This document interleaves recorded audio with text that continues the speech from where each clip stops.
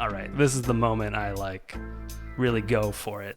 My guest this week is Billy Disney. You might not know his name, but you've definitely seen his videos. Billy was an early influencer of video content at companies like The Verge and Mike.com, but not everyone bought into his vision from the beginning.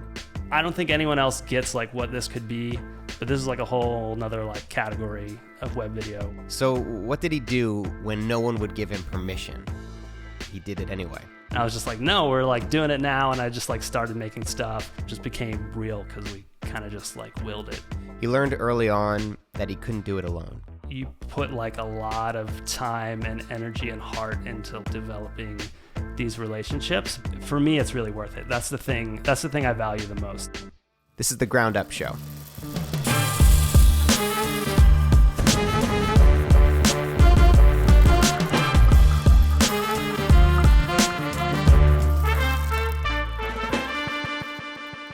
Today on the show, I have the other Disney, Billy Disney, not Walt. That's right. Welcome to the show. Thank you. You get that a lot? Yes. Yeah. In fact, my email address is billy@notwalt.com. Right. I've embraced it now. I used to hate it. Really? When I was younger. Yeah. It was just like, I don't know. When you're younger, anything predictable is like annoying to you. Right. But now it's like, oh yeah, now I don't have to think to have some small talk with you for a few minutes. Dude, Billy Disney is a great name. You ever know that feeling when you watch somebody's work and then it's so good that you just like hate it and you hate that person? Uh-huh. That's how I feel when I watch most of your videos. Okay, great. Most of the videos that I see. Great. I'm like, God damn it. Like this is next level. Like the stuff that you're doing is really good. Thank you. I mean, I've been doing it for a really long time.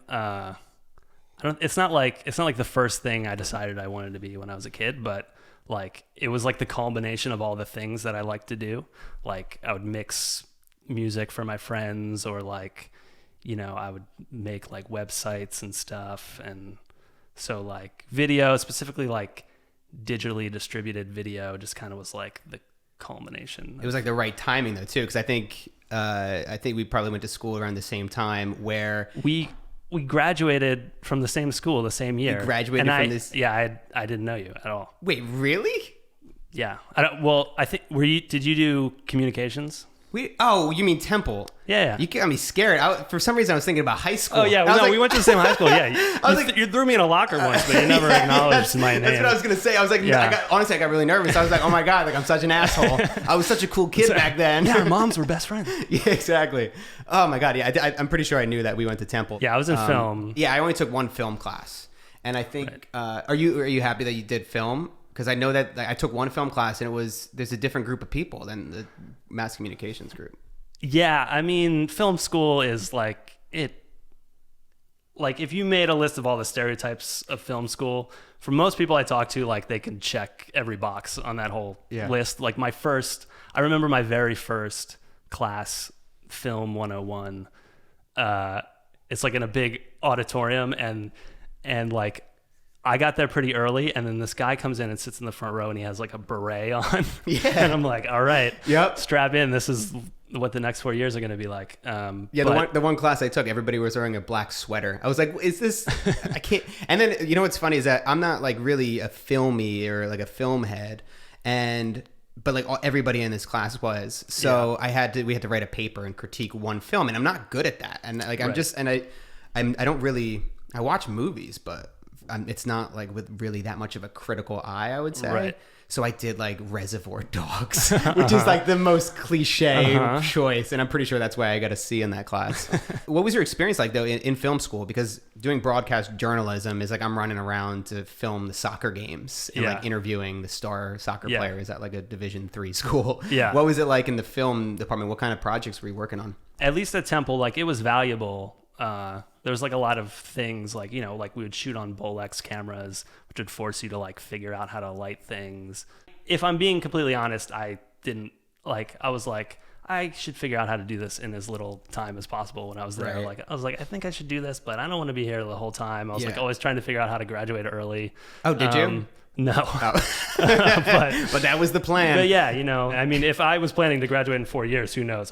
That's true. I might still be there. Right. When you were in college, did you do a lot of side projects and personal projects? It sounds like you were always kind of dabbling, like whether making music or websites. Yeah, that was the thing. And I think that's like that was like the ancillary benefit that was like hard to predict, and is like hard to like assign a certain value to. Probably not worth the like cost of debt that I ended up with, but it allowed me to start doing a bunch of other projects that were more serious. And so I just tried to keep busy with that stuff. So I was always like more focused on what I was doing outside of school, even though like being a film student somehow gave me like a certain level of credibility where people would pay me a few $100s to do something, or like let me be their intern or whatever. I went to Bloomsburg first, and then I transferred to Temple. But when I went to Bloomsburg, it was just nobody there like did stuff on their own. They just did whatever they had to do in class, whatever was written in the course syllabus, and that was it. And I feel like a lot of the people that I look at that have like progressed rather quickly, or that didn't have problems getting jobs right out of college, was because that they were already like, they weren't just doing what everybody else was doing. Yeah, that was kind of my experience, where like we'd have a class where, you know, like the whole class, the whole semester, you were supposed to come out with like one project. And I went down this path because the things I enjoyed in like grade school were projects. Like I did terrible and everything else, but I was good at like writing or like giving a presentation or like making a poster or whatever. Then I got to film school and it's like, oh yeah, we're gonna have one project this whole semester. And to me, I was like, I don't want to just like come in, you know, like once a week, put in like an hour on it, and then like I could put 6 hours in on this like tonight and get it done, and then like go do something else. So we graduated in 2010, and I didn't actually graduate in the spring. I had missed 2 classes, the 2 credits that I needed. I see. And do you know what my last 2 classes were? It was like beginner algebra and weightlifting. That was what I needed to get my mass communications major. Needed weightlifting? Yeah, well, it was like some kind gym of like, recreational, and I chose weightlifting. So I didn't necessarily need weightlifting. I see. But I was I didn't know you like go to like your student advisor and they'd be like, well, this all looks good, but like, do you even lift, bro? Like, I don't see that on here. Yeah, and then it's like you have to stay for the summer. So then that was another $10,000 just to do $10,000 to take weightlifting and algebra. But it's I can only blame myself, because I could have looked earlier, like 2-3 years earlier, and said, okay, what do I need to finish it? I take up a couple extra credits. Right. Like you. It's hard to rationalize the debt that you that you get into, and to say, yeah, that was a great idea. Right. But I think I look at like where we are now, and I think the connections we are able to make at that time, the stuff you're able to do outside of school, the people you're able to meet, I think that's what makes it worth it. Yeah. Yeah, it's almost like helpful to have permission for a few years to just accumulate as much debt as you possibly could. Yeah. Like that's what you're supposed to do. Yeah, exactly. Over the next 4 There's years. got to be a middle ground there somewhere. Right. Yeah. The most valuable thing was like I would just apply to random like Craigslist ads and stuff, and I don't know if that's exactly advisable, but it threw me in all of these just like completely random, unpredictable situations that I think... I need more details, because this could be anything. Yeah. So like one of the first things that I remember doing as like an internship was I applied for this thing on Craigslist that was like, work with this music company and make videos. And I was like, that's awesome. I love music. I love videos. And it was just like these 2 guys that basically like made a fake company so that they could get backstage into concerts and like interview. It's actually brilliant. Yeah. It was like they both had like other jobs.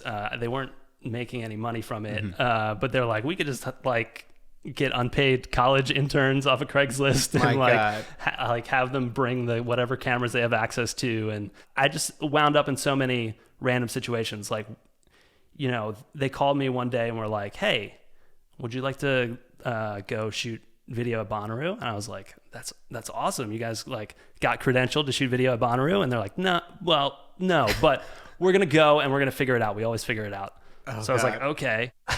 I just learned like how many things people can get away with, which is sometimes useful. They went to the hotel where all the artists stay at Bonnaroo, and they had like a what was called a netbook at the time, which isn't even a thing anymore. But they had a netbook and a printer like hooked into the car through the cigarette lighter.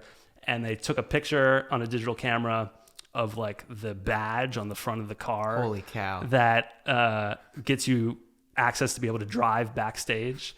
into Bonnaroo. These guys are next level. Yeah, and so they like took a picture and like printed it out, like taped it on the inside of the window, and then they would just like drive in, and they could just drive like right Holy backstage, which is terrifying. Yeah. Was there ever a time where you did something like where you're maybe filming or otherwise where you're like, this is like, I'm gonna get in trouble doing this shit? No, I mean, sticking with that same example, like that same trip, they like basically didn't hesitate to throw me into all kinds of situations. Like they were like, okay, we need an interview with this band.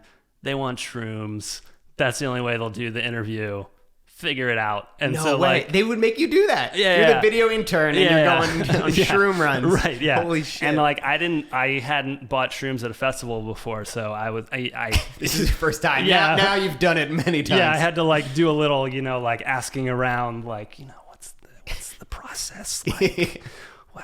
And the advice that the friendly like tent dwellers of Bonnaroo gave me was that you just like, they were like, just find the first person who's walking around by themselves with a backpack on. And I was like, oh, great. That was all it took. But I'm probably lucky like that was the extent of the stuff. I probably would have done far crazier things. You would have. I mean, I might have killed a guy. Yeah, you might. Yeah, if you had to. If I had to, or at least if they asked you right. to. Yeah. I guess I have to do that now. Yeah. One of the reasons why I was excited to talk with you was because you went down a path that was a path that I wanted to go down, and I tried to at least. Right in college and after college, I applied for jobs at like College Humor and these companies that are doing video in a really cool way. And then I just got turned down by everybody, and it was just very difficult to get a job. And then I started to pick up some freelance jobs here and there, and eventually was able to start doing that full time. You've worked at some really amazing companies that are doing video in incredible ways. So what was that process like of even getting your first foot in the door? My move was I always approached places that weren't doing any video at all, and was like the one that tried to convince them to do it. Or were just at the beginning stages of it, and I like tried to convince them that it could be something bigger. My first like full-time job out of school was for this company Vidler, which you had done some work for. That's like how we know each other. Yep. When the iPhone came out, I went to like the Apple store just to like see what the scene was. I couldn't like afford one or anything, but I was just like, this seems like a cultural moment. I should go and just like see what's going on here. And I met the founders of the company there, and so from there was like able to convince them to let me do some freelance work, and I recruited some friends to help me with that. And Dude, I remember, because so you had left Vidler and you started working on with some other companies, but I remember like coming on board and like looking at your videos, and I'm like, fuck man, these are good. Like what? Sometimes I'll work with clients who have done video and had other filmmakers work with them before, and you look back at their work and it's like terrible, and you're like, oh well, this is gonna be great. This is gonna be easy to like make something that is better than that. But when I saw your work, I was like, shit, now I have like my work put out for me. I really have to like kick ass on these projects. And because you put a lot into those. I credit my friend and who I'm actually working with now, Jordan Opplinger, with a lot of that, because he basically shot all of those. I was like a terrible shooter at the time, oh, really? But I knew it. My thing was like, I was good at editing, so I played to that strength, and I was also good at convincing people to let me do things. So I was like, I'll convince them, then I'll hire you, Jordan, then we'll edit it, and hopefully it'll turn out good. You worked with Vidler for a bit, and then what was the next step after that? Working there was really valuable because I got to meet a lot of people who were doing online video and who were in media, and got like, I was always kind of into web stuff and into video and followed it pretty closely, but this job let me actually meet some of those people because they were their clients, and I was like profiling them and stuff. So dude, the same thing happened to me. Oh really? Yeah. Was it the TechCrunch guys, or what was the main connection that you got? Engadget. That was it. Right. And this was kind of spawned this whole thing. For me, I did a testimonial, like a client profile with Envision, who, I don't know if you know Envision, but we just did a feature-length documentary with them. Oh, right, yeah. Like, I got them because of the Vidler profile, but it's just crazy how those kind of one meetings can... Yeah, I mean, yeah, and I begged for a while. Oh, you did? I knew they were about to do something new, like that they were going to... Like, they had all left AOL, which owns Engadget, and like there was rumors that they were going to do something new. So I was like, all right, this is the moment I like really go for it, because it seemed really exciting. Like they were going to build a new thing from the ground up. And so I was just like emailing them, just checking in regularly. I would help them with random stuff. And eventually I got a job out of it. I got like a promise of a job, and I quit my job, which is like a thing I've done a couple of times, which is not advisable. If we're giving advice, like maybe wait till the job is real. All these people were starting The Verge, and that was like my first like New York media company experience, and so I managed to get in before they launched and was like helping out with stuff as they built up to launch. But like originally they were like, yeah, video is important, but I don't know if it's a priority right away. And I mean, there was plenty of people.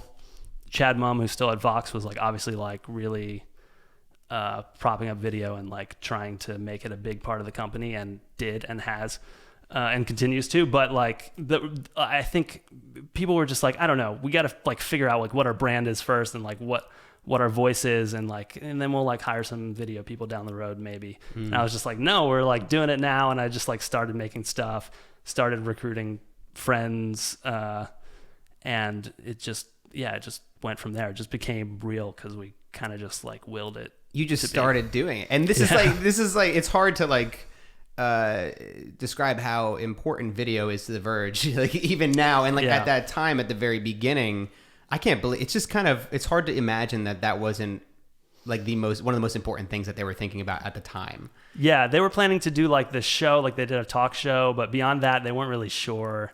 It was kind of just, I mean, at the time, a lot of like tech blogs and tech news sites, like the move was to just have the writer like hold a camera above the phone or whatever they're reviewing, and just kind of like just handheld style, like do a review. And so we just came in and just started like, no, we're gonna make a shot list, and we're gonna have all these like fancy shots of the thing, and then we're gonna like track on text with like stats, and then that became like a whole thing. Like now that's like all over the place. Like you see like just random YouTubers doing that. So I was really proud to just like be there. It seems like a silly thing now, like, oh, like phone reviews or whatever, but like it was like a category that didn't really exist the way it exists now, and we had just like this like moment in time that we could just seize and like make it a thing. And there was just a quality and a style to those videos that I don't think you really saw with media companies before that. And now you've worked at like every single media company, I think, in New York, like everyone that's like doing really cool videos.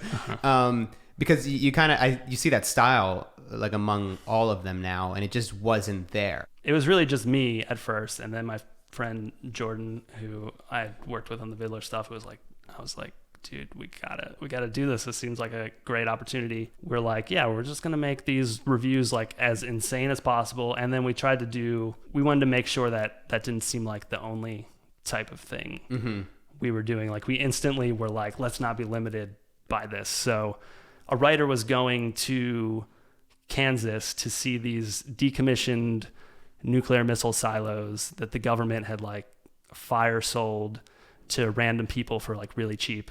And then those people were turning them into like apocalypse bunkers. One guy was like building a condo, like a multi-level condo inside an old nuclear missile silo. And they were like, oh, this seems visual. Billy, maybe you should just like go and like shoot some B-roll. And I was like, wait a second, like I'm not just gonna go shoot B-roll. Like this is a story. This is crazy. So like, I had always like wanted to get into more like documentary stuff. So I was like, this is such a good story. Like this is crazy. So it was my first foray into that, and I basically had to like convince them to let me bring Jordan. And that was like a process. I got said no to like 3 or 4 times, but eventually like I made a good enough case for it. I don't think anyone else gets like what this could be, but this is like a whole nother like category of web video we can like Dude, that's insane. be on the ground floor of. So we just did it, and we made like this little doc, and it went up on the launch day of the site. And I think it really like cemented that they were about video. The company more broadly was about video, and it wasn't just like, you know, whatever the lowest hanging fruit is. Like there's a new iPhone, like we'll get 1 million views if we do a video on the iPhone. It's like, we're also doing these big ambitious stories. And now you see that stuff all over the place. And obviously like Vice was already around. There was already like places doing it, but I don't think there was like a wide range of it. And I don't think a lot of people like really thought that it was like a viable thing to be doing within a media company. Right. And so it felt awesome. It was like, if it I don't know, that's when I fell in love with like journalism and being part of like a journalistic team, because like you have access to these stories and these people that really understand storytelling, and these opportunities come up that you can just like jump on and just like go all in on. You pushed really hard to make this stuff happen and to bring this stuff to life. And it's just, I wonder what would have happened. Like, would the Verge have really focused on video? Maybe it would have just been iPhone videos, or maybe like it eventually. It seems as if that's the way, the trend that these media companies and journalism companies have been going.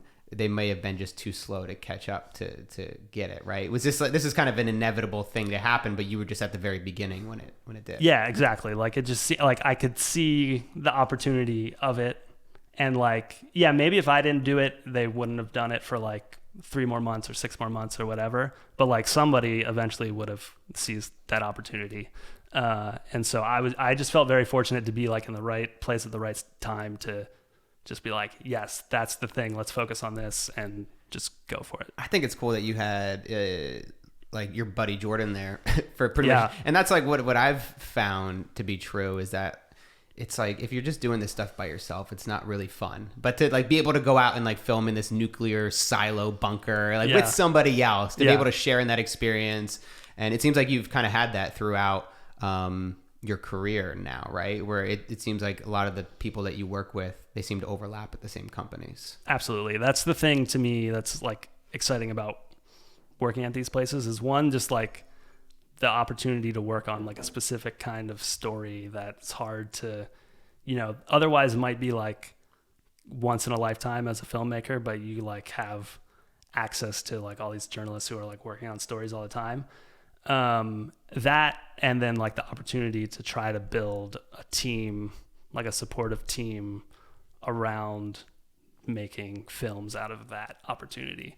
That's gotta be, this is like what I'm most envious about, I think, is that because I still do for the most part work by myself. Yeah. I've got a company, it's called Catalyst, but it's just me, and like that just allows me to charge clients more money. Yeah. But that's like one thing that I would love to have, and I'm curious about what your experience has been like. Kind of what are some of the challenges and what are some of the benefits of working with a team? And now your video team is relatively small. You have 3 people, but I know you've worked with bigger teams before. Yeah. I mean, it's really hard. It's hard to like scale up a good team. The reasons I would leave certain jobs was because the way the team was shaking out, or like either like the team was going to be broken up, or like there was like new initiatives that like I didn't quite agree on as like the future of like where we could, you know, build the team to.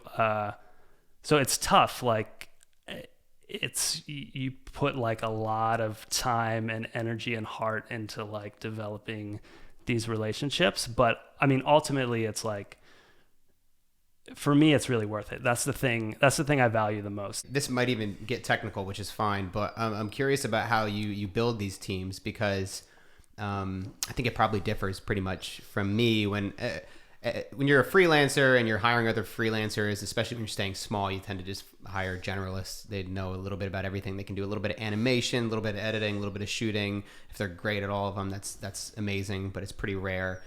When you're actually hiring and building these teams, because I know that you guys hire at some of these companies, you'll hire animators and you'll hire people who are just editors or people who are just shooters. Is that right? And like, so I imagine, so you start small. You guys are probably all generalists at your current company, like three of you guys, you do everything. Yeah. But beyond that, and when you're building it out, what are these different parts of the team that you would add on first? That's the thing I'm still trying to figure out, is like what's the right formula for building like a healthy, efficient, creative team.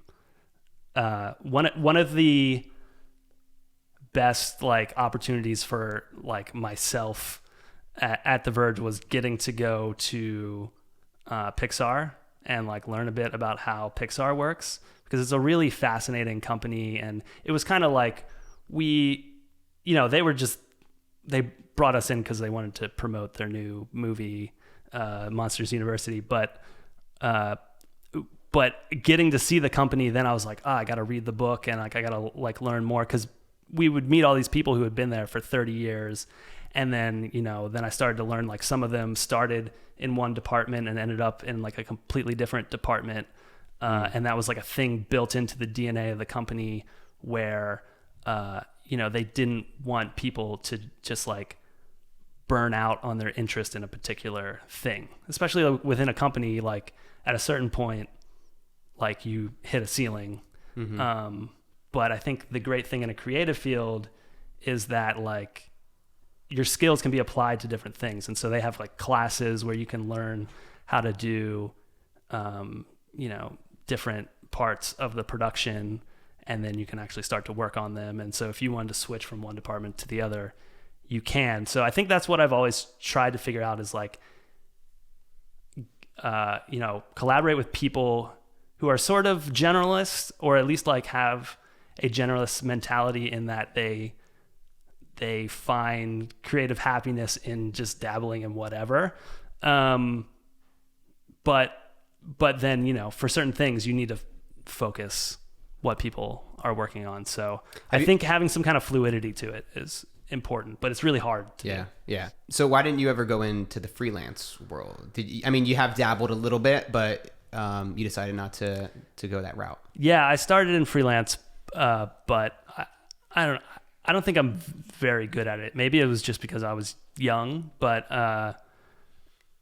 it was like when I was in school, so I was already accumulating debt, and then I was not like asking for a lot of money for things. So it's like the money I was making was basically like nonsense money. It was like gas money.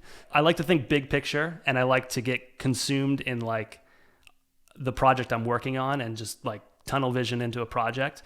But thinking like just like one step away, or like, what's happening next week or next month, not what's happening in 5 years or what's happening now, but like what's happening in a little bit, has always been the most challenging thing for me. And I think that's like a really like essential skill as a freelancer. Otherwise, you not only do you just not end up with work queued up, but you also find yourself in this like emotional roller coaster of like the highs and lows of having fulfilling work, and then just being left like in a void of nothing, where you don't like, welcome to my life. Yeah. Like, when I quit the Verge, I spent 6 months like trying to figure out like, should I try to start a production company? I like dabbled in that with a few of my friends. We like took on some freelance, but like maybe one day it'll make sense for me. I think there's like some skills I have to accumulate though before I could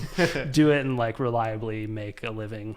It is a very difficult path, and it's a long one, where like the first year I made like $5,000, right? Which was amazing. I was like, oh this is incredible. Right. Like I'm rich. Right. And then I moved home with my parents. Right. And I was like, all right, let's just see if I can slowly build this thing up. But it's just very, very slow in the beginning. There might be a quicker way around it, and some people might get lucky and build it up even quicker. But I think that you have to be a little bit patient. Man, I could say like I have maybe the next 2 months planned, but then after that, I don't. Like I really... That's much better than I ever managed to do. Yeah. I had like a project that I was working on, and then maybe like a phone number of someone. Yeah, it's always scary though when you finish all the work. Yeah. And then, because normally you're kind of going from one project to the next, or at least when you're busy. But when you're like, that's it, I've got all my work done, and I have, like, I was never good at that. Like, I'm not going to call somebody, or I'm not going to email and try to get work. Cold calling and does that to me is just unappealing. I just Right. I feel bad for talking to the Right. person, asking them for something. Yeah. And most of the time it doesn't work because Yeah. these are people that aren't like it worked for you in the beginning when you're working for these large companies when you can. For some reason, you just kept pushing them, and then they were like, Right. Well, I think that was the thing for me. That was a big part of it. Why I kind of like steered away from freelance was that I had the ambition and just like I had the ambition to reach out to random people who I barely knew and like beg them for work, but I didn't want to like beg for work. I wanted to like pitch them on some big idea. And it was much easier for me to do that as like, this could be a vital part of your company and you should hire me to like help do it. So I think I often just ended up pitching like these like really grand ideas, and that in a strange way was like easier for me than just being like, hey, do you have any like shoots coming up where you need a shooter? Which I don't know why any of those people trusted me. Like I was just figuring it out as I went. Yeah, no, but I think that's what you have to do is that in Yeah. the beginning you have to just fake it. You have to pretend like you know what you're doing. Just act confident. That's why like I try to be pretty brief if I'm talking to somebody on the phone, like, and especially if somebody asks me for a like, oh, what's that's gonna cost? And I know I'm gonna downplay it in my language. Well, I think it might if it's okay with you, I would like to charge you this much. Right. And I could be much more confident if I just send an email and be like, this is what it costs. Right. But I think that there are a lot of subtleties in terms of like language and how you communicate that are pretty important, especially early on when you don't know what you're doing and you're just faking it. Yeah, totally. And now having to interview people, and try to figure out like who's a valuable employee. I realized that like one of the most valuable things for people to do if they're trying to get a job from someone and want to be trusted with something big is like just get on the same page and like assert that you understand their values and you share those values, but you also have like opinions and ideas of your own. And so I think that was the thing I was just good at bullshitting. And it worked out. It wasn't like a strategic thing. I was just like, I just had a lot of ambition and would just like be sitting around at 2 a.m. and shoot out an email to someone or like queue it up so that it goes out at 6 a.m. Yeah, so I did the same thing. Yeah. I've definitely done that where like I'm like late on a project and I'm like working through the night. I'm working till like 4 a.m. and I'm finished with it, but I'm like, I'm not sending this to them now because I want them to think I have my shit together. Yeah. So I just boomerang it for like 8:32. Yeah, exactly. Like I do rise early. But, right. So I just for me and just to understand kind of where the companies that you worked for, and this will help me just kind of put together a timeline. But you did Vidler for a bit, and then you went to Verge after that. Mm-hmm. And then from Verge, me and a couple of other people that had left just like were trying to figure out what to do next. Like we all just left without a plan. So me and my friends Regina DeLay and Sam Thonis just ended up, just like hanging out, talking about what we could be doing, just trying to be a support system for each other, because I was driving myself completely crazy. Like I had like sprinted so hard for 3 years, and then just like getting off the treadmill, I was completely disoriented. Like I had to just like go on random walks just to like not drive myself crazy. And I was just like editing all kinds of just random stuff that I didn't have any plans to put anywhere. I just had this like itch that I like needed to do something. Usually I feel like after a huge project or say working at a company like that and then leaving, you kind of, at least there for me, there's like an excitement to be done with it and to be like relieved and be like, oh cool, I'm just gonna like do nothing now. But then you just like you have to do something. Like a week goes by. Right. I compare it to like going when you're in college and when you get off for school break. It's like it was cool for a week or two, but then you're like, I got to fill my summer or something. I got to get a job. Right. So yeah, what did you do from that at that point?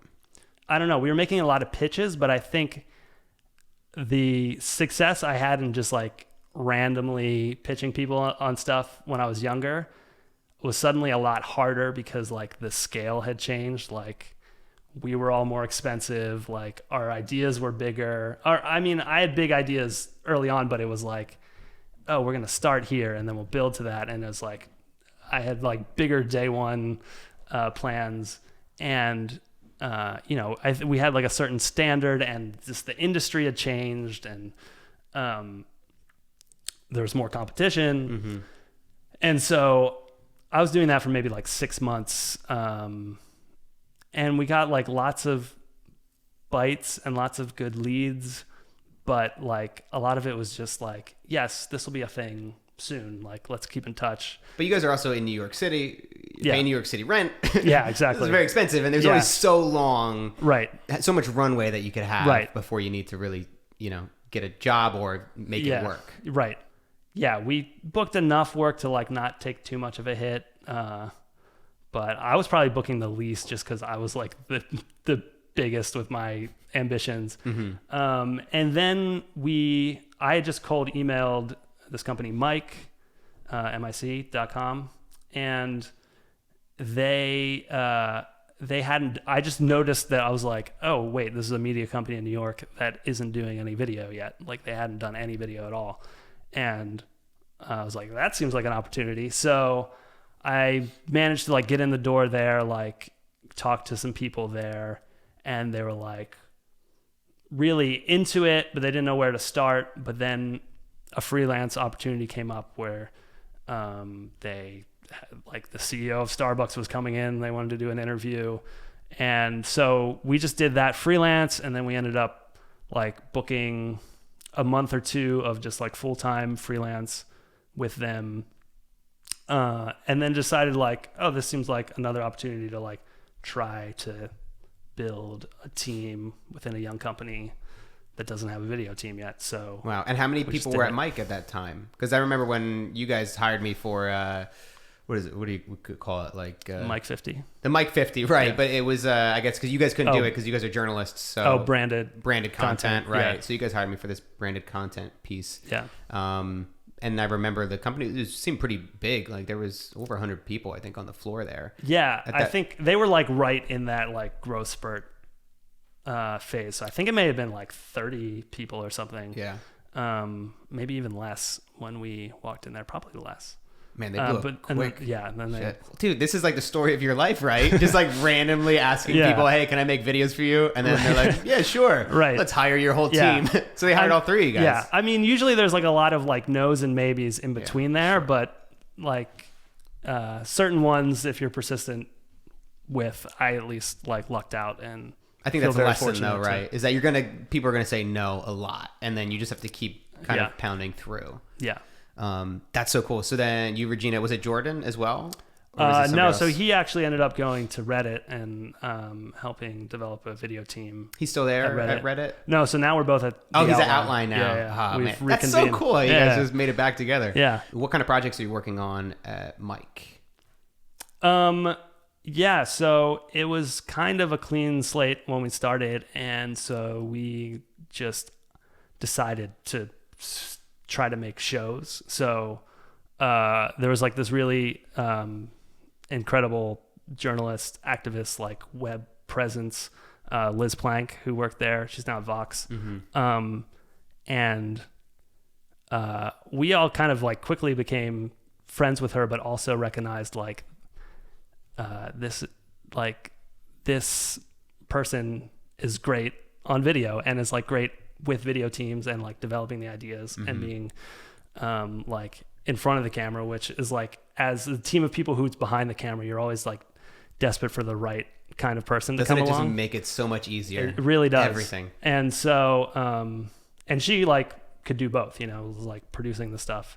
So I'm like remembering this now because you guys did like, this is like, you guys like invented this format of like the walk and talk on the street, right? Like the kind of steady cam shot opening and then it goes into the story. Like this is a format I don't think that was really done much before that. Is that right? Yeah, not a lot. And actually at the time, like hardly anyone was doing Facebook video. It was kind of like new territory. There weren't like any direct ways to monetize. Yeah, I remember. Yeah, even at the time, like you're learning this too, because I remember Regina was, when I was working on the Mic 50, she was saying like, "Oh shit, I forgot to upload the subtitles to Facebook because the videos play silently and there's so many different things you need to navigate." And you guys really took on the Facebook video. Yeah, and at first it was so frustrating. It was like Facebook videos started to blow up, but it took them a while to like figure out the product. So it was I think it was like on mobile you got the subtitles when it autoplayed, but on desktop you didn't, which is why so many people ended up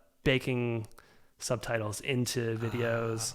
And they eventually like fixed it so that it's more uniform, but then the style had already existed, and I was always kind of like against it, both just like aesthetically, like as a filmmaker, like didn't want to put a bunch of text on top of to burn it in. Yeah, man. I didn't want to burn it in, but also like from an accessibility standpoint, it's better for that stuff to be actual data that, if someone's seeing impaired, like their software can like read the file. Also for SEO, like search engines can crawl that stuff and make it easier for people to find the stuff. Yeah. So,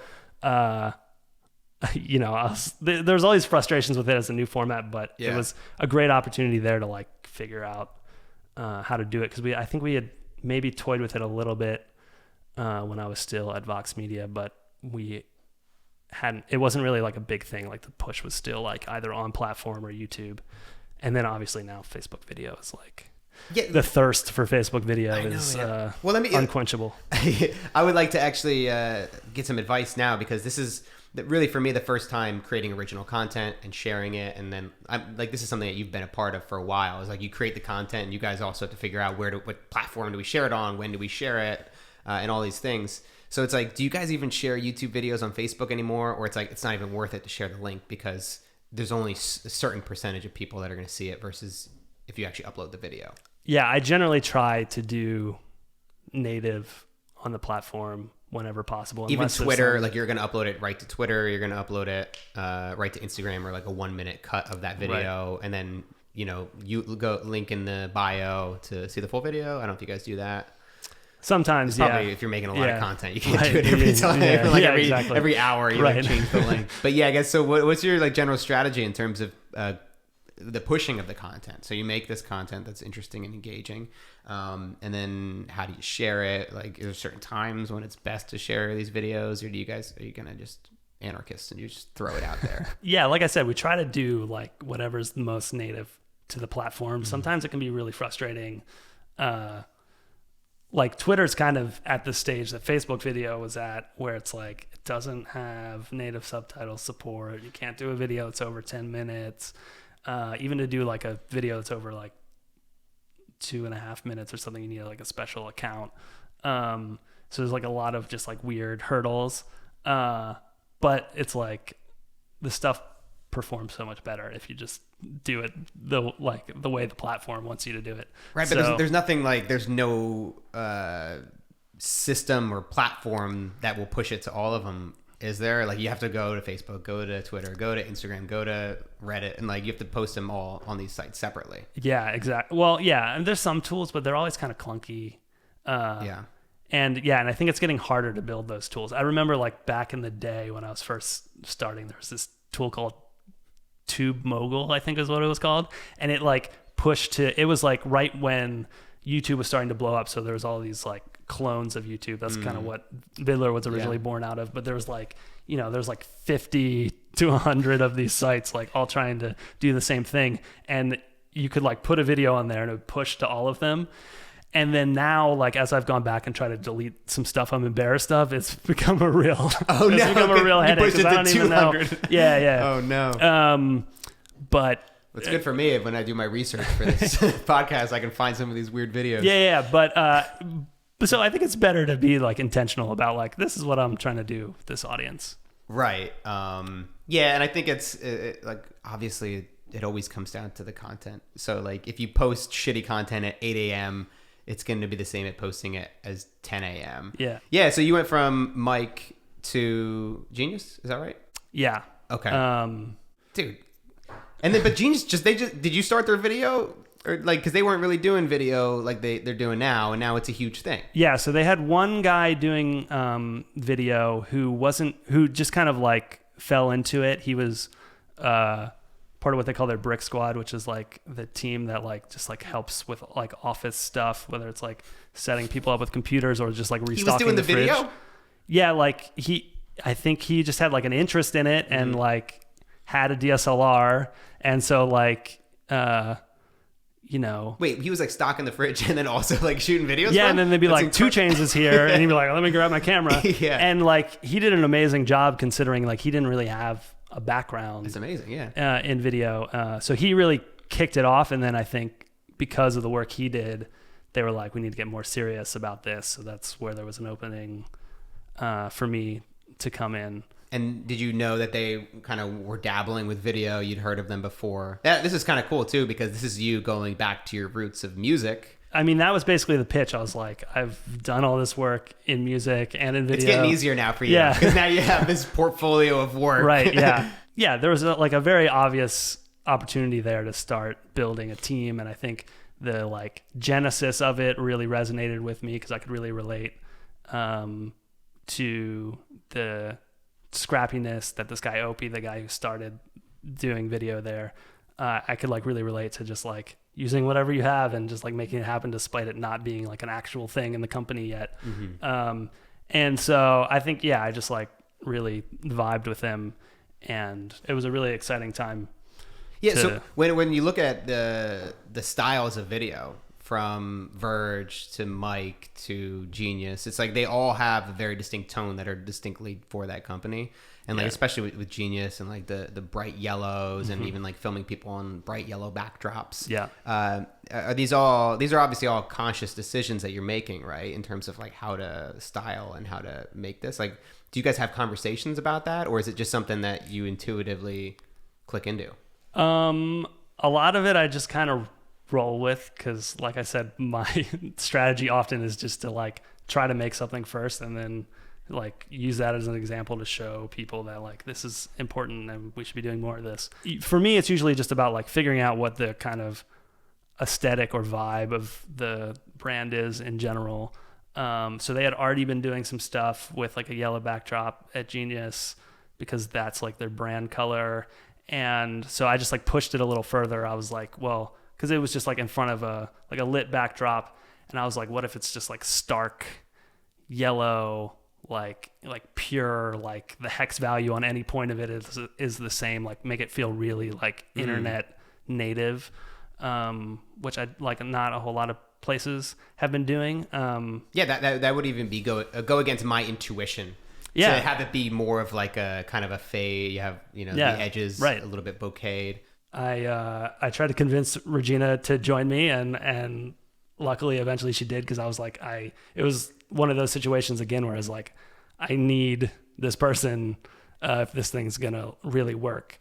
And so she joined, and then I think she immediately like started running with things there. So when it came a natural time for me to leave, when I got this like offer that I couldn't really turn down, it was like it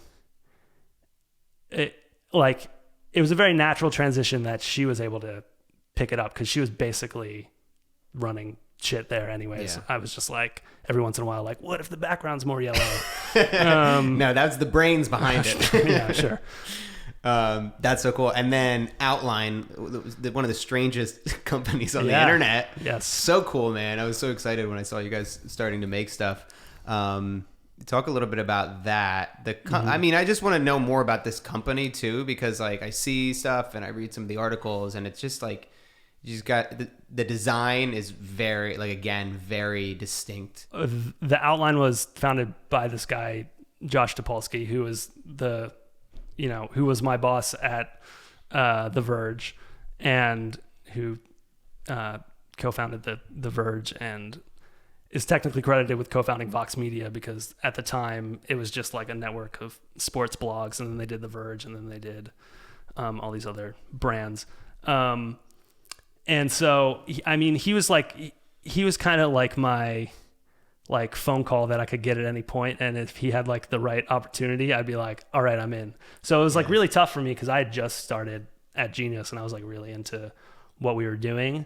But he was the best boss I ever had in terms of like really having our values aligned and really just like having our ambition meld in like a really productive, exciting way. Like working at The Verge for the first 3 years was like the biggest personal growth that I had ever had. So to have the opportunity to do that again, well, I couldn't say no to. So he, after The Verge, he had gone to Bloomberg and had done some like really innovative, wild things there. Like some of the, he did this big redesign there that eventually got scaled back a bit, but was like equally wild. Like the purple and in a lot of ways. Yeah. Bright colors. Yeah. Yeah. And that's also credited to a lot of like the cool designers they have there. But he had worked with this company Code and Theory to do it, which he had also worked with on the Verge design and Engadget. And now he was like, he had left Bloomberg and was collaborating with them to like design this really wild looking thing. And like, I love design. That was like the first thing I wanted to do when I was a kid. When I started to think about like jobs I could do, I was like, I'd love to be a designer. And so like, beyond him just being someone that I would like always pick up the phone for and like take seriously, like seeing the initial mock-ups of the site were just like wild to me. So I was like, I gotta get in on this, because if this is like what the site looks like, who knows like in a few years what the video could look like. So we're a very young company. We're very small. Our team is like absurdly small. But we're focused on covering culture, the future, and power as it relates to like political power and corporate power and personal power. Not like windmills, though. Maybe. Yeah, maybe windmills. That could be the future. Yeah. I think like it's exciting though too, and to be there at the very beginning. You know what I mean? Like when these people are starting this company, and there's only a handful of them at the time. Right. It's and that's so hard to say no to that. Right. And that's the thing I had never like truly had the opportunity to do. Like I got in on The Verge technically before it started, but it was part of a bigger company that had already existed. And, a similar situation with all these other ones. So it was like, it was a totally new opportunity in that sense, where it's like, you're going to have a big role from the beginning and just like figuring out what this thing is, being inspired by like going to Pixar. Like, this is the kind of place I'd like to build, that kind of team where people are around for 30 years or whatever. What's like good advice that I got from somebody was, as I started to build my company, I started to do less and less of like the physical work and the shooting, and I would still do the editing, but like a lot of the technical stuff I would start to hire other people for, which I think is great and I think you have to do. But he's told me like, don't lose the skills. And I don't know if you can necessarily lose it, but like you could certainly lose touch with it. And so like just keep shooting and keep working. And like if you didn't do that specifically, you wouldn't be able to take a risk and work at a company like The Outline, where now it's a video team of 3 people, where you really do have to do all this work and kind of start from the ground up there. Yeah. Yeah. What's it like right now working at The Outline? Very small team. It seems like, I guess how long has it been around for? About a year now? A little bit less? Yeah. The company technically started like last summer, but we didn't launch until December. So wow, it's been like 4 months. Yeah, it's hardly been any time at all. That's insane. Yeah. How do you build traction from nothing? The directive is like, just try to figure out what our voice is, like what we believe in, and the way the site is kind of built. It's got like, it's like an experience. It's kind of like more like Snapchat than it is like the New York Times or whatever, but there's like good long form journalism on it, like videos that aren't just like Snapchat videos, but it's kind of got like this kind of mobile native navigation to it. And so I think in an environment where a lot of media companies are like going away from having their own platforms, The Outline's really invested in like figuring out its own thing and its own way of presenting it. So I think like right now, that's the primary focus, is just like, how do we make this work? And that was one of the things that really attracted me to Genius too, is that they had their own platform. It wasn't just about like making Facebook videos or making, like Google AMP articles or whatever. Like sometimes with some of these companies, does it become about clicks and views? Is that like, yeah, absolutely. There's a pressure to get that. Yeah. And I think that was also one of the other things that really attracted me to The Outline, is that one of Josh's pitches from the beginning is that we're like trying to target a specific audience, and there's a ceiling to that audience. Like there's not year after year exponential growth. Like hopefully it like grows and is like vibrant and active, but it's not like chasing this same like impossible goal that a lot of other media companies seem to be chasing, where it's just like you need to be like 10 times bigger every year. Has so many comparisons to people's paths traditionally in life. Yeah. It's to like think about it as your bank account, and it's like you could always make more money and you could always grow your net worth, but at the end of the day it's like you have to realize what's enough, what's actually going to make you happy. For like a business like yours, you know, you don't need to have hundreds or tens of millions of views for every video. You just need the right engagement. Yeah, exactly. Yeah. And I think the thinking is that if we build a very specific kind of experience and really like cater to our audience and respect them as like smart and intelligent and savvy, that can be a really valuable audience despite not being like on the scale of the entire world, you know, which is what a lot of other... You really can't cater to the entire world if you're trying to make something that's you have an integrity and you're not going to kind of go down a clickbaity type avenue. Right. And so I think the thinking is like, then you can sell the ads at a higher rate, and you can, I mean, it's like, this is one thing I think actually podcasts have figured out really well, is that like a lot of them have really specific audiences, often are kind of like stagnant in terms of numbers, but they're like a really engaged audience, and people have figured out a way to monetize that. Podcasting is the highest rate of revenue per listen or per view than anything, which is crazy. Right. But I mean, you're right. It's because if somebody's going to listen to a 2-hour, 3-hour podcast, they're likely engaged. So like that if you do a mid-roll ad on that, then that's going to be significantly higher. Right. In terms of talking about mobile. And this might be technical as well, but I imagine at least 50% of your audience is watching on a mobile tablet, right? Like around that, yes. More. Actually, at launch, it was like skewed the other way, like more desktop than mobile, which we had built like a mobile first thing. So we're like, oh, what the hell? But I think that's just the initial, like, it's mostly just media people at work looking at it at first until you start to grow an audience. And so it quickly then shifted the other way, and is like, there's more mobile users than... Right. And so do you think about that when you're making a video? Is it like mostly close-ups, or do you not even have that in your mind? Yeah. So we actually tried this really wild concept originally with how we were making video that we abandoned, though we might get back to originally. I think we were a little ahead of the game. But basically, we were making multiple formats of every single video we did. So we would shoot them in 4K. We would actually shoot them vertically because we found... So basically what we wanted to do was make a vertical version, a horizontal version for desktop, and then a square version for social, because square, it seems to be the best on social because it's like, it works the best in a vertical feed, right? It's not like too big that it takes up too much space. And so Facebook and Twitter and, they like push square a bit.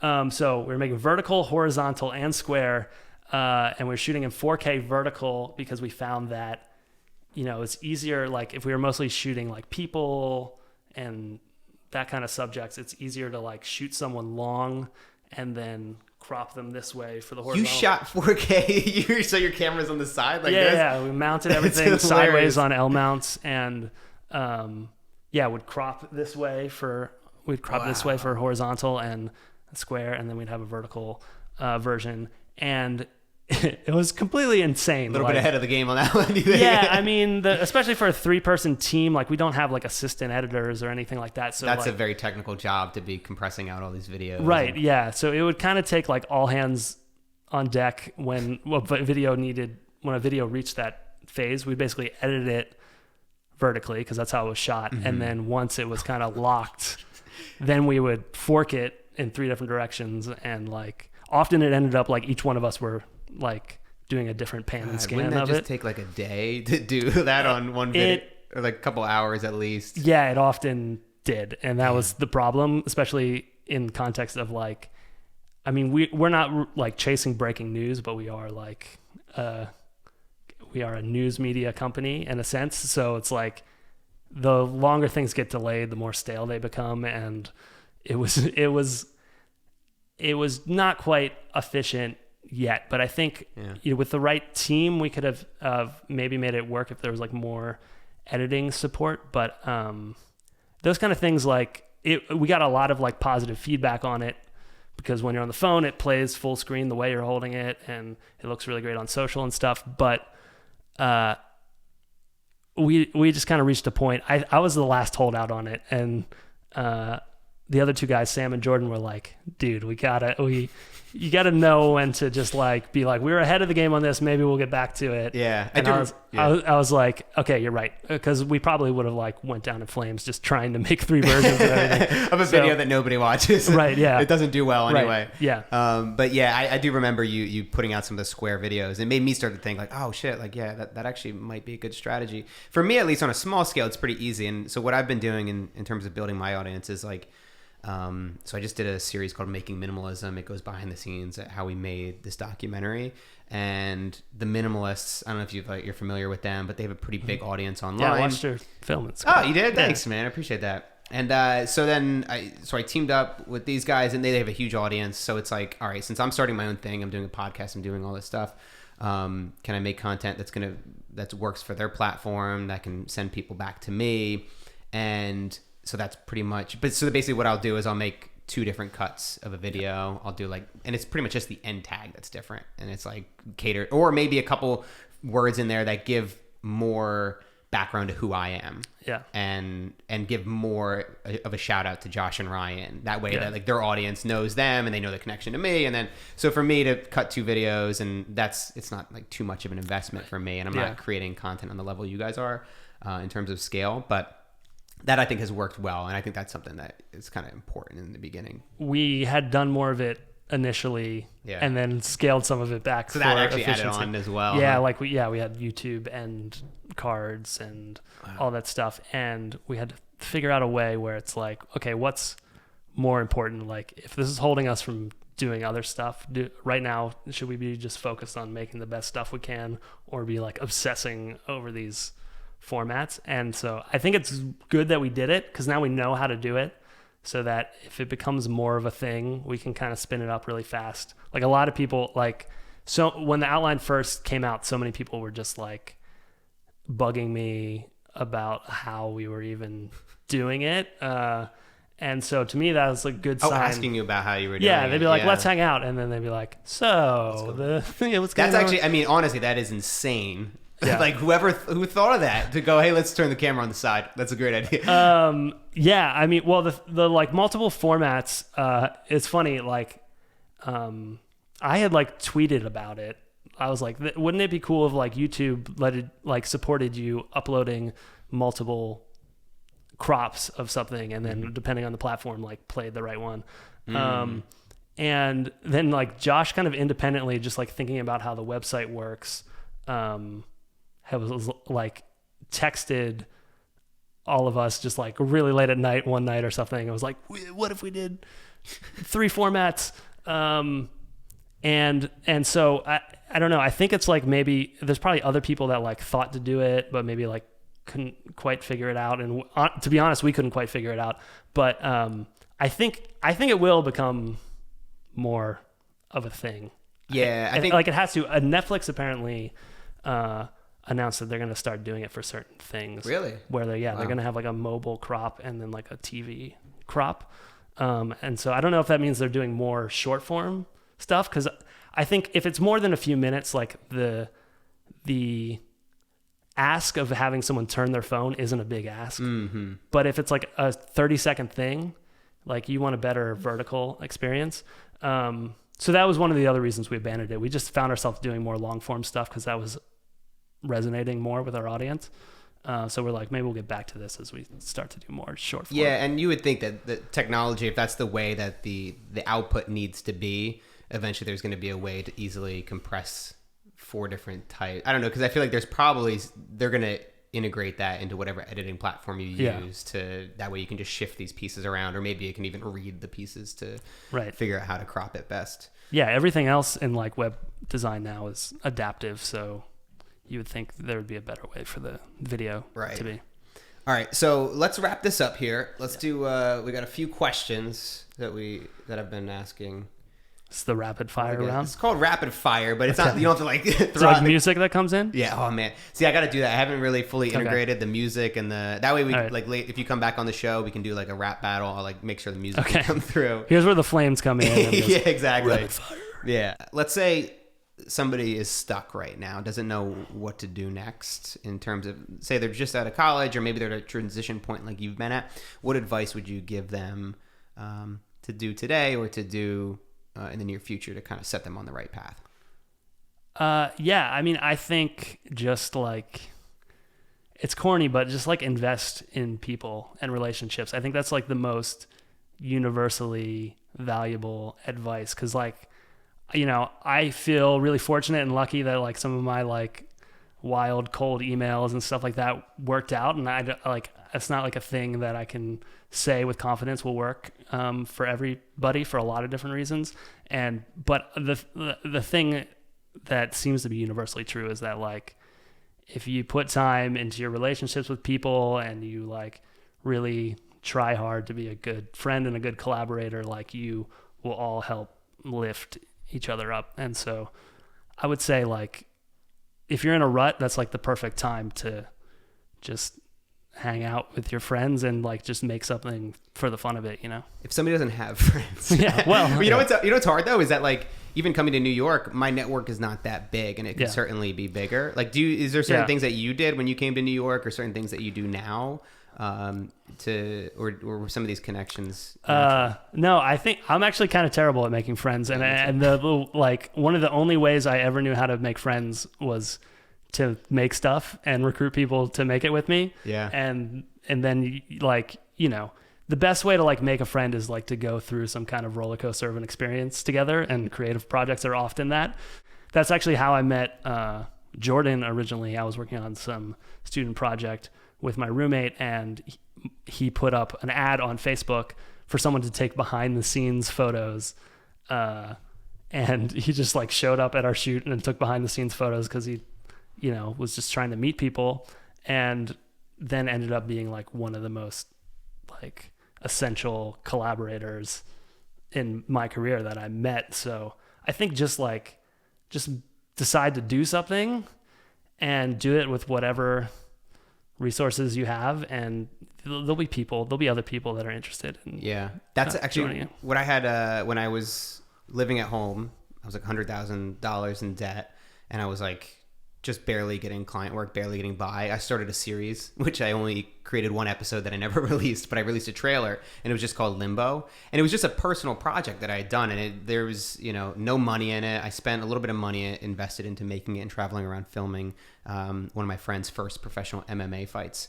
And it was that video I posted on my Vimeo account, and like I probably got a few jobs from that because people saw that and they saw the style and the direction that I had from it. But it was a project that wouldn't have existed if you don't have anything to do, just make something. Right. Like you, especially now the tools are cheaper than they've ever been. Like we were talking about before, you have lenses now that really high quality lenses that cost like $30 because you got them on eBay from like Japan or I don't know, where do you get your lenses from? Russia, yeah. How do you face doubt? So I imagine, you know, you've had points where things weren't going so well. I guess what do you do in the face of doubt in those situations? Is there something that you do to kind of get you out of the negative thinking? Yeah, I mean, for me, again, it all just goes back to just making something. Like that's the whole reason I'm in a creative field. And so when I get desperate, I just start making something. I take whatever opportunity I can get and just like try to like pour everything I have into it, and hopefully something comes of that. And if it doesn't, it's at least like an example of something I can wave in front of other people. So I mean, I went through a lot of doubt. Like I said, I left, my first like really big job, and was pretty confident like I'd be able to figure out something immediately. And it took me 6 months, which is about 6 months longer than I thought it would take. And but the thing that pulled me back in was just like getting a small project and just pouring all of my energy into it. Mm-hmm. What one tool or skill have you leveraged, or do you think that you've leveraged in a way that others haven't, or in a way that's benefited you along the way? The internet, honestly, like the internet to me was the thing that got me into this. My dad helped me build my own computer when I was in 4th grade, I think. And so I was very fortunate in that regard that I just suddenly had like access to the whole world, and also like had the opportunity to do it in a way where I kind of understood what the thing was I was using and like how all the parts work together. And so like from that point on, I was just like, I was always making web pages. I was just always getting in trouble. I got suspended because I like hosted a web proxy that like helped students at my school get around the filters. Yeah, really, that's amazing. Yeah, and I would like I had a section of my website where like we'd post like old pictures of teachers we would find like yes, and I got in trouble for that. And we had like I installed like a script I found that like let you run like collaborative storytelling thing on your website. And then that quickly got, I mean, you can imagine what like middle schoolers and high schoolers would do with something like that. So I was kind of always getting in trouble with it, but from very early on, was able to wrap my head around the power of internet distribution. Mm-hmm. And I remember after 9/11, I was in 8th grade when 9/11 happened.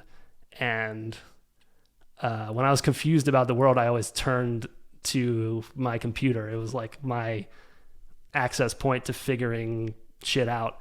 And I remember being on the website Metafilter, which is like kind of like an early like sort of, somewhere between like Reddit and like a forum, and I was just going through the comments on Metafilter, and it was like people were like documenting things as they were happening, and it was basically like what Twitter is now. And I was like, it was so comforting to me, beyond just like watching scary images on TV, to like see all these people talking around something. And I think I like started to understand the power of it. And then you see quickly after like that point in time, those kind of things like tools that let people join together around like massive things that are happening in the world. All right, let's do one last question. Name one thing that people should watch, listen to, or read before they go to bed tonight. The Pixar book.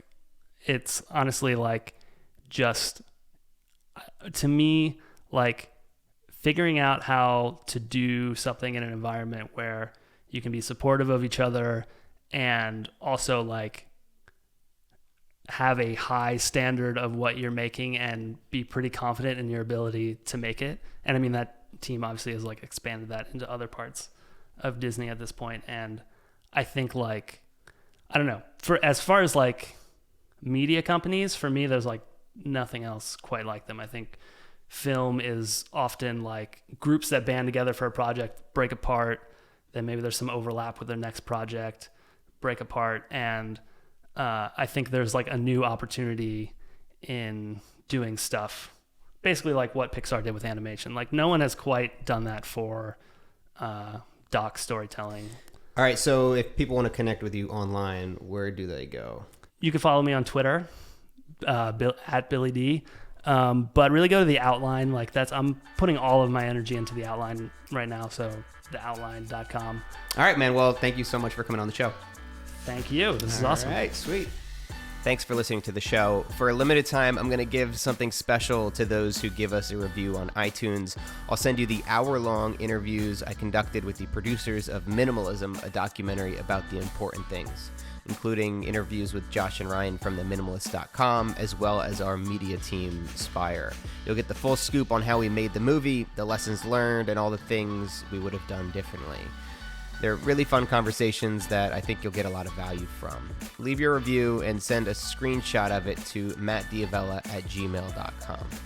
These reviews help to get the word out for the show, so it would mean a lot. You can subscribe to The Ground Up Show on iTunes, YouTube, or anywhere else you get your podcasts. This episode was produced by Conrad Golopak as well as myself. See you next time.